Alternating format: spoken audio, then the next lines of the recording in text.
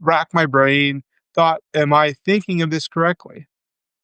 Thought of the previous presidential scandals, going back to post-Nixon, Jimmy Carter, no real scandals here to speak of. Ronald Reagan around Contra, that was a big one, but it was not at this level of depravity and sickness. And frankly, it wasn't we don't know for sure if it was a presidentially directed cover up. George W. Bush, nothing much there. Bill Clinton.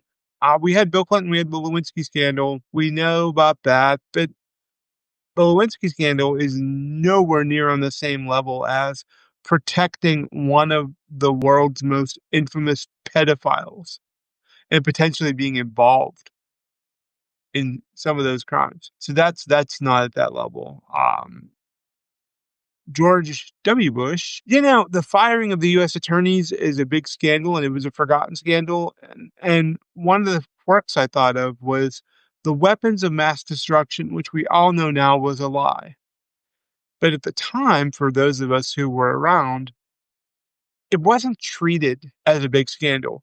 The media wasn't hounding the Bush administration for the truth about WMD. So, I don't know if that really fits. Like the call, it's definitely not at the level of the Trump Epstein thing. And then we get into Obama. Amazingly, 8 years. And this was no drama, scandal-free Obama. Really good 8 years. And then we got in the first Trump term, which had plenty of scandals.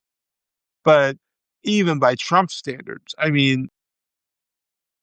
so it could be argued that the Trump Epstein cover-up is actually worse than Watergate. And I'm open to that argument. I think that it could very well be worse.